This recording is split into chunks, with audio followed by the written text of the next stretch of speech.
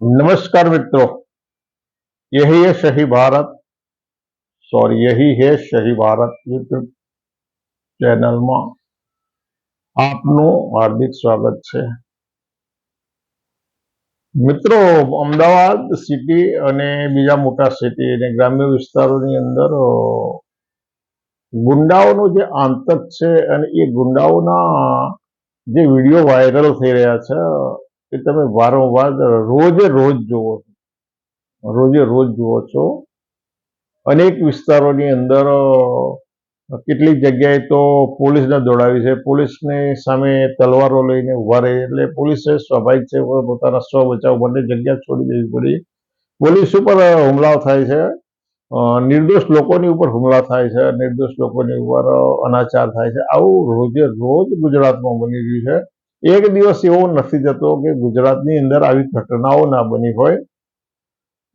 હમણાં જે રામોલ વિસ્તારની અંદર પકોડીની લારીઓ ઊભી રાખવા બાબત જગ્યા બાબતની જે માથાકૂટ થઈ અને એમાંથી એક ગ્રુપે બીજા ગ્રુપ ઉપર જે હુમલાઓ કર્યા, જે આતંક ફેલાવ્યો અને એ પછી ગુજરાતની પોલીસે જે એમની સરભરા કરી છે એ ખૂબ સારી છે, પણ એ સરભરા છતાંય અધૂરી છે। એમણે પોલીસે જે સરભરા કરી ખૂબ સારી છે અને આટલા માટે માત્ર રામોલના જે ગુંડાઓએ આતંક ફેલાવ્યો અને એ ગુંડાઓની જે પોલીસે સરભરા કરી એટલા માટે એ પોલીસ તંત્રનો અભિનંદન આપવા જોઈએ, પરંતુ આ જે સરભરા છે એ અધૂરી સરભરા છે અને એટલા માટે અધૂરી સરભરા છે કે આના કારણે આ ગુંડાઓના આતંક અટકી જશે। લોકોનો જે અનાચાર છે, એમનો જે આતંક છે, એક ગામની અંદર, એક સિટીની અંદર અથવા તો એક મોહલ્લાની અંદર આવા ગુંડાઓ આવું કૃત્ય કરી લે, પોલીસ એના વરઘોડા કાઢે છે, પછી એને મારઝૂડ કરે છે, એની સામે જે કંઈ કાનૂની પગલાં લેવાના હોય પગલાં લેવાય છે, એને ચાર્જશીટ થાય છે। પછી જ્યારે પાછું ન્યાયતંત્ર નહીં આવે ત્યારે ન્યાયતંત્રમાં 5, 10, 25 અથવા 40 વર્ષે પાછા કેસ ઓન રેકોર્ડ આવતા હોય, એની ટ્રાયલો ચાલતી હોય, ત્યારે પાછા કેટલાક આરોપીઓ અથવા તો કેટલાક ફરિયાદીઓ મૃત્યુ પામી ગયા। આ આપણા ભારતના ન્યાયતંત્રની બલિહારી જ છે। એટલે જે ગુંડાઓ છે એમને ખબર છે કે પોલીસની અંદર અત્યારે થોડો માર ખાઈ લઈશું, પરંતુ પાસે કંઈક છીડા શોધી કાઢીશું। પરંતુ સવાલ એ છે કે આ લોકો જો કોઈ વોર્ડના અધ્યક્ષ હોત, તાલુકાના અથવા જિલ્લાના ડેલિગેટ હોત અથવા મ્યુનિસિપલ કાઉન્સિલર હોત અથવા એથી આગળ વધીને MP MLA હોત તો એમની સાથે આવી સરભરા ગુજરાતની પોલીસ કરત ખરી?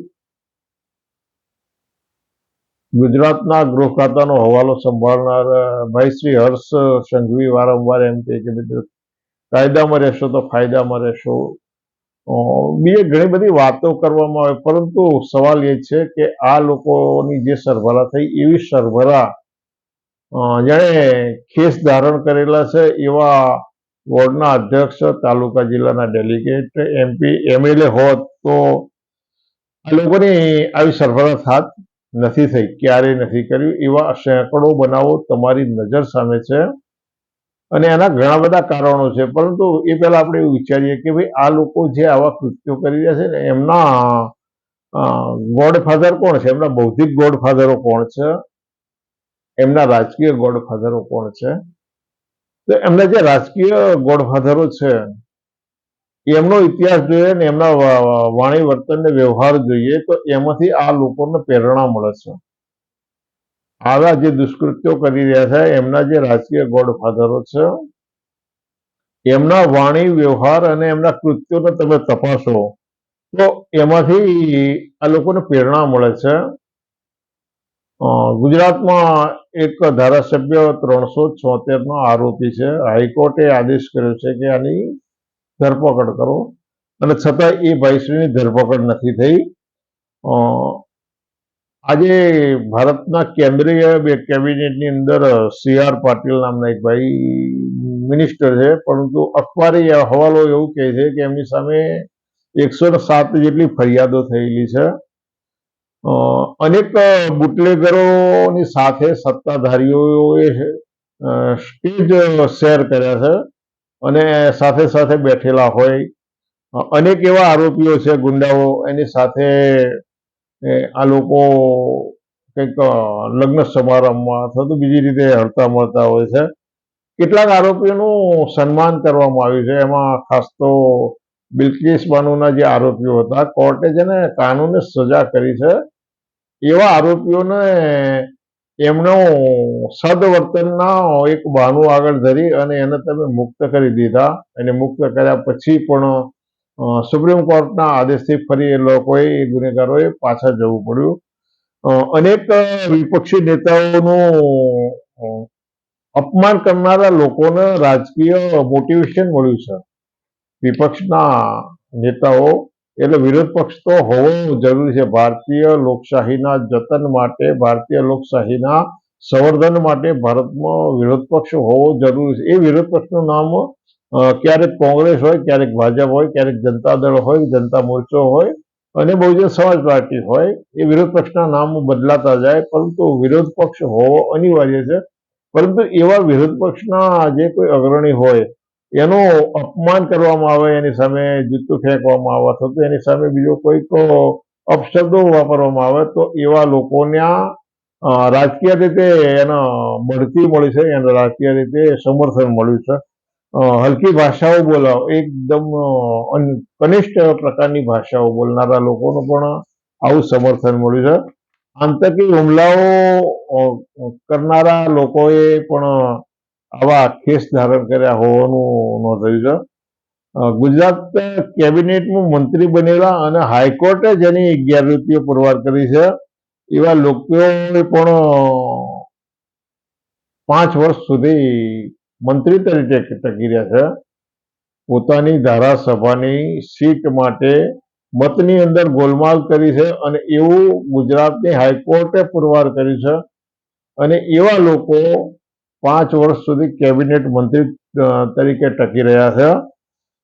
ભાવનગરના હમણાં જ બનાવ બન્યો. ભાવનગરના 3 જુનિયર ડોક્ટરો ઉપર બીજા ડોક્ટરોએ જે અનાચાર કર્યો, આને ડોક્ટરો કહેશો કે કસાઈ કહેશો?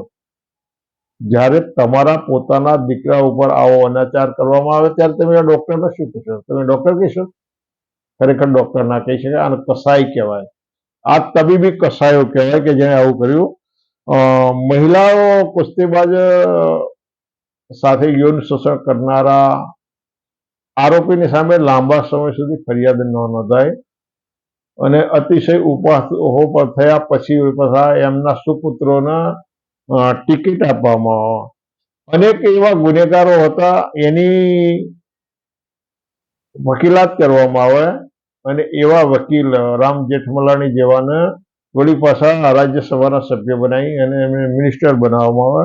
અરુણ જેટલી જેવા મહાશય કરોડોના કૌભાંડીઓના કેસ લડે અને આતંકવાદીઓ હોય એના પણ કેસ રામ જેઠમલાણી જેવાય. એટલે આની અંદર નીતિમત્તાના કોઈ ધોરણો સચવાતા નથી. આની અંદર ક્યાંય નીતિમત્તાના ધોરણો નથી સચવાયા. આ રાજકીય ગોડફાધરોની બહુ આધ્યાત્મિક ગોડફાધરો આશારામ જેવા હોય અને એના જે સેવકો હોય, આ બધા રાજકીય ગોડફાધરો અને આધ્યાત્મિક ગોડફાધરોનું જે વાણી વર્તન છે એમાંથી લોકોને પ્રેરણા શું મળે છે?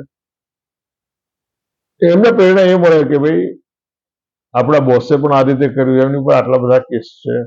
આપણા બોસ આપણા બાપુરા આશારામ બળાત્કારના કેસમાં પણ એમને કહે તો આપણે આવું કેમ ના કરી શકીએ? એમને તો આ નકારાત્મક પરિણામ મળે, આમાં પોઝિટિવ પરિણામ કઈ રીતે મળે અને શામાંથી મળે? આ પ્રકારના જે ગુજરાતની અંદર રોજે રોજ જે ઘટનાઓ બની છે, જે લોકો આવું કરી રહ્યા છે એ લોકો કાનૂનથી કદાચ અજ્ઞાન હશે, એમની પાસે ઓછું શિક્ષણ હશે, પરંતુ જે લોક શિક્ષણની અંદર એ લોકો આ બધું જોઈ રહ્યા છે કે ભાઈ એમના જે રાજકીય ગોડફાધરો છે અને એમના આધ્યાત્મિક ગોડફાધરો છે એ લોકોના એમણે નીતિમત્તાના અને પ્રમાણિકતાના ધોરણો એટલી બધે હજી છોડી દીધા છે. ભૂતકાળની અંદર કેટલાક બારવટીયાઓ માટે એવું કહેવાય છે કે એ લોકોની પાસે ચોક્કસ પ્રકારની નીતિમત્તા હતી કે એ લોકો બેન દીકરીઓની કેટલાક બારવટીયાઓ બેન દીકરીઓની આબરૂ નતા લેતા, કેટલાક બારવટીયાઓ ગરીબ લોકોને નહોતા લૂંટતા, કેટલાક બારવટીયાઓ ગરીબ પરિવારના લગ્ન કરી આપતા. આવી બધી હકીકતો ભૂતકાળમાં બની છે. તો આવા બારવટીયાઓ પાસે માનવતા અને નીતિમત્તા બે વસ્તુ હતી. પરંતુ જે મોડર્ન બારવટીયાઓ છે એમની પાસે તો આવું કશું ના હોય, અને આવું કશું ના હોવાના કારણે આવા અનેક કિસ્સાઓ બની રહ્યા છે. તમે ગુજરાતની અંદર રોજે રોજ દારૂ અને ડ્રગ્સ આવે છે, પકડાય છે. શું આ જે દારૂના અને ડ્રગ્સના જે માફિયાઓ છે એ ગુજરાત સરકાર કરતા એટલા બધા સક્ષમ બની રહે, એટલી બધી તાકાત ધરાવે છે, એમની પાસે એટલું બધું વિશાળ નેટ છે કે ગુજરાત સરકારને ગાંઠતા નથી? ના, એવું ના હોઈ શકે. એ ગુજરાત સરકારના જે પોલીસ તંત્ર છે એની રેમને હેઠળ નીચે જ આવું થતું હોય. અને જો એવું ના થતું હોય તો રોજે રોજ આટલી બધી દારૂના ગાડીઓ પકડાય, ડ્રગ્સ પકડાય, અને આ દારૂની ગાડીઓ અને ડ્રગ્સ કોનું અધપતન કરી રહ્યા છે? આ દેશની ગરીબ શોષિત પ્રજાનું ગેરમાર્ગે દોરનારું છે. આટલું બધું ડ્રગ્સ અને દારૂ આવે અને છતાંય એવા લોકોની એ 100% બંધ ના કેમ થઈ શકે? ગુજરાતની અંદર દારૂનું ઉત્પાદન અને દારૂની આયાત આ 100% બંધ કેમ ના થઈ શકે? એવું ના થાય, કેમ ના થઈ શકે? કે એક મનુવાદી સંગઠનનો પરિપત્ર છે, એ પરિપત્ર અનેક છાપામાં છપાયેલો છે. એની અંદર સ્પષ્ટ લખવામાં આવ્યું છે કે પછાત વિસ્તારોની અંદર દારૂનું અને બીજા ડ્રગ્સનું સેવન વધે એવા પ્રયાસો કરવા જોઈએ. એટલે કદાચ એ પરિપત્રના આધારે તો આ નીતિ અત્યારે અખત્યાર થયેલી નહીં હોય ને, કે આટલું બધું દારૂ આવે છે, આટલું બધું ડ્રગ્સ આવે છે. પેલા ખેતરોમાં કે વાડીની અંદર જુગાર રમતા હોય ને એવા રોજે રોજ સેંકડો લોકો પકડાય છે. પછી એમની સામે પગલાં લેવામાં આવે છે. એમને પકડવા જોઈએ, કારણ કે જુગારિયા હોય પોતાનું ઘર ખેદાન મેદાન કરી દેતા હોય, ઘરની એ લોકો જણસો વીંચી નહીં જુગાર રમતા હોય, આવું બનેલું છે. એટલે એવા પકડાવા જોઈએ, પણ એવા લોકો પકડાય છે એની સામે એક્શન લેવાય છે. તો આ દારૂના માફિયા, ડ્રગ્સના માફિયાઓ પકડાય અને કાયમ માટે જરબેશ ચલાક રીતે ગુજરાતમાંથી દારૂબંધી સંપૂર્ણ રીતે કેમ અમલ ના થવો જોઈએ? ગુજરાતમાં થતો દારૂનું ઉત્પાદન અને બહારથી આવતા ડ્રગ્સ કેમ અટકવાના જોઈએ? પરંતુ એની પાછળ પણ ચોક્કસ પ્રમાણે કોઈક નીતિ એવી છે, અને એના કારણે, આવી નીતિના કારણે આજે કઈ ગુંડાગીરી ફાલી છે. ગુજરાતનું કોઈ પણ એવું સિટી બાકી નથી, કોઈ પણ એવો વિસ્તાર બાકી નથી કે જ્યાં આગળ લોકો નિર્દોષ લોકોની ઉપર મનમાની કરે, અત્યાચાર કરે, એમની ખાણીપીણીની લારીઓ ફેંકી દેવામાં આવે, એમની ઉપર જ્વલનશીલ પદાર્થો ફેંકવામાં આવે, પોલીસની સામે હુમલા કરવામાં પોલીસે પોતાનું સ્થળ છોડીને ભાગી જવું પડે. આ બધું તમે જુઓ તો આ સરેરાશ એટલો બધો આંતર છે કે નિર્દોષ માણસોએ જીવવું હોય તો બિચારા બાપડા થઈ જાય, ગરીબ લોકોએ જીવવું જોઈએ એવી સામાજિક પરિસ્થિતિનું નિર્માણ કર્યું છે. કાયદોની વ્યવસ્થા ના જ હોય, પોલીસ બનાવ બન્યા પછી પહોંચે છે, પોલીસ બનાવ બન્યા પછી પહોંચે છે, એ નિધિ લૂંટારે બધું કરે, વાહવાહી મેળવે. પણ જેણે આંતક ભોગવે છે, જે ક્ષણો આંતકની હોય છે, એ ક્ષણો એમના માટે કેટલી પીડાદાયક હોય છે. અને આવી પીડાદાયક ક્ષણો જે રાજસત્તા બેઠા છે એ લોકોએ ક્યારે અનુભવી છે? એમણે ભોગવી છે? એમણે આવી ક્ષણોનો સાક્ષાત્કાર કરવો જોઈએ કે ભાઈ આ ગરીબો શોષિતો એ કોઈ પણ વર્ણના હોય, કોઈ પણ જાતિના અને કોઈ પણ ધર્મના હોય, પરંતુ સૌ પહેલા તો એ માનવ છે, અને માનવ તરીકે જ્યારે એમણે આવા આંતકનો અનુભવ કર્યો, આટલી બધી પીડાઓ વેઠવી પડે, ત્યારે એમની અને એમના પરિવારની એ માનસિક સ્થિતિ કેવી થતી હશે? શા માટે ગુજરાત આ બધા આંતક મુક્ત ના થઈ શકે? ભય, ભૂખ ને ભ્રષ્ટાચાર મુક્ત ભારતની જે વાતો હતી એ તમારી સાથે બૌદ્ધિક છેતરપિંડી હતી એવું આજના જે ગુજરાતની અંદર જે કંઈ બનાવો બની રહ્યા છે એ એવું પુરવાર કરી રહ્યું છે. માટે તમે આ બાબતે વિચારો, તમારા મત હોય એ જાહેર કરો. જરૂરી છે ગુજરાતની અંદર બંધુતાનું વાતાવરણ, શાંતિનું વાતાવરણ, અમન ચમન બની રહી અને દરેક માણસો સુખ ચેનથી પોતાનો રોટલો રોળે એવા ગુજરાતનું ને એવા ભારતનું નિર્માણ થવું એ આપણા સૌના, આપણા તંદુરસ્ત ભારતના હિતમાં છે. હું એવી અપેક્ષા રાખું છું કે તમે આ બાબતે વધુ વિચારો, તમારા વિચારો મને કોમેન્ટમાં જણાવો. સાથે સાથે આ ચેનલને સબસ્ક્રાઇબ કરો, લાઈક કરો, શેર કરો અને ફરીથી આવા વિષય સાથે આપણે ફરી મળીશું. આવજો.